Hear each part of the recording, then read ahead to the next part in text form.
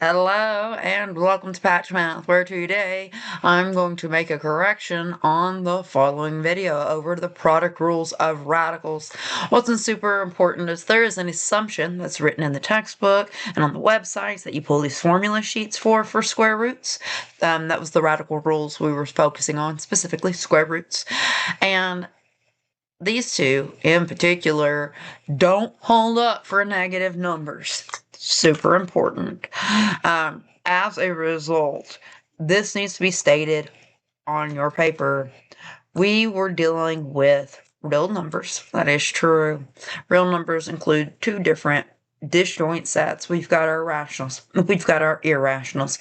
Any square root or radical that you cannot take cleanly, in other words, if it's not a perfect square for square roots, that's irrational. That's a never-ending, non-repeating decimal. We can't actually write them in decimal form accurately. We can only round in decimal form. Rationals are disjoint from the irrationals. They include decimals that end, repeat, or in other words, can be written as fractions. Super important. If you can't write it as a fraction, it's a good idea that it's irrational. Now, notice we did not deal with decimals or fractions, or notice in the following videos, we're not going to be dealing with decimals and fractions. But because we were these videos were made for a geometry student dealing with length and distance.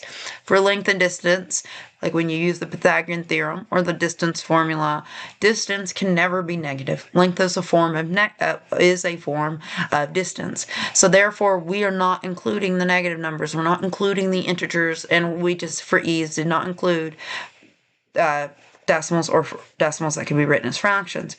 What we were looking at in the following videos are whole numbers. In other words, numbers that are not negative, starting at 0, and are not decimals or fractions. So for these rules to be correct as they are written on this formula sheet, these are for all x's that are greater than or equal to 0, and for all y's that are greater than or equal to 0. You're going to see a similar intro like this for 3 different videos. I went ahead and made 3 different intros because I was going to paste it on the whole one. Thought it would cause confusion. Another way to write this, if you are in pre-cal, you may start to see this as x as an element of the whole number set.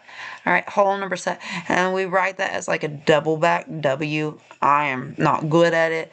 You'll see that up here, the whole numbers. So the whole numbers include 0 and your natural numbers. That's 1, 2, 3, and 4, all the way up to infinity. That's, in other words, known as your counting numbers. So this one is y is an element of the whole number set. That applies to all of these formulas. It is vastly different for negative numbers. All right, so keep that in mind for the following video.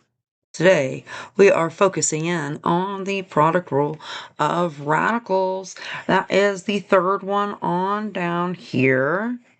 That is this one right there. We're going to go ahead and zoom in and look at that.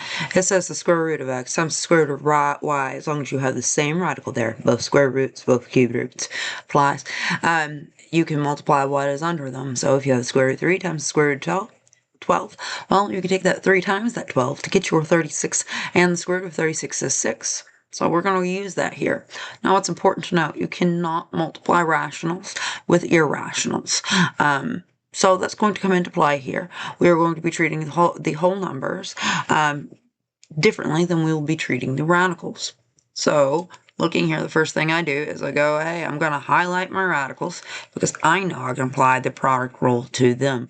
That 3, that whole number, is just going to hang out on the outside. This becomes 3 times the square roots of 12 times 6 underneath. Excuse my messy handwriting there. Square roots of 12 times 6. Well, if you use your handy dandy calculator, we know the square root of 12 times 6. Or, excuse me, we know 12 times 6. If we were to multiply that together, that is 72. So we end up getting 3 square roots of 72. Well, you think, is 72 one of our perfect squares? And I like to think of the ones on either side is usually easiest. So 9 times 9 is 81, 8 times 8 is 64. This is sandwiched somewhere in between there, so we know it's not a perfect square. However, there could be a perfect square hidden inside. So I am going to go ahead and think about any perfect squares that might divide evenly into 72. And I literally just take my 72 and I'm like, oh, can I divide 72 by 4? That's a perfect square. Yes, I can. But there might be a bigger one because I see that 18 is there.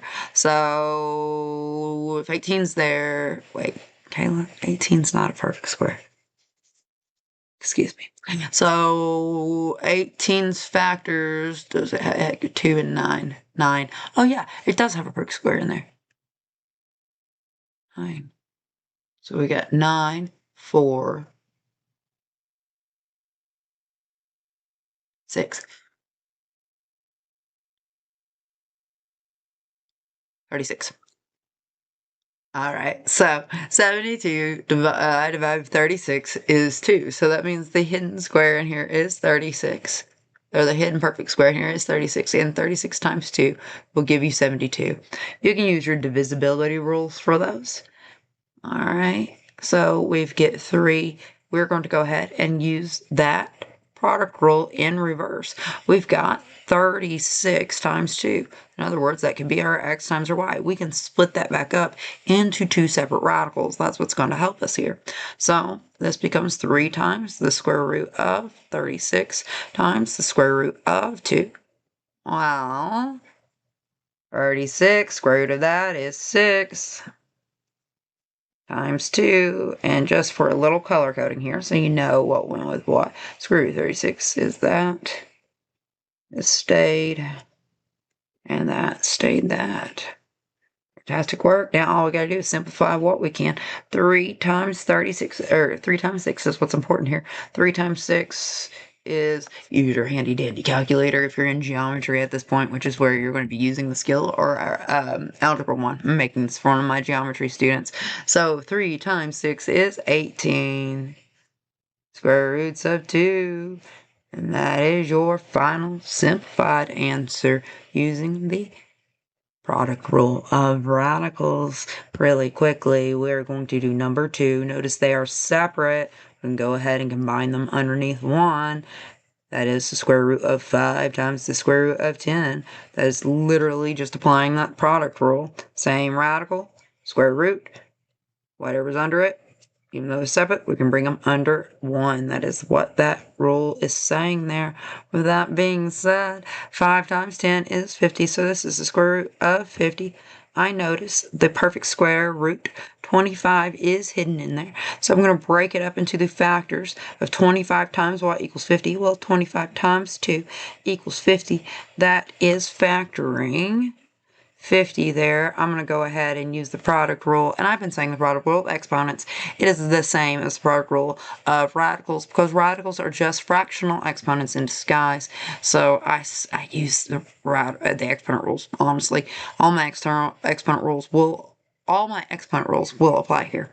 So I went ahead and split this up into the square root of 25 and the square root of 2. Square root of 25 is 5, because 5 times 5 is 25. Square root of 2 can't go any more than what it is. And to go ahead and keep our color coding, there you have it. We have used the product rule of radicals. Product rule of exponents also works here, because radicals are just exponents in disguise, in order to simplify 2 different types of radicals, or 2 different setups for radicals being multiplied. All right, well, there you have it. Your knowledge has just been patched on product rule of radicals. Thank you so much for your time.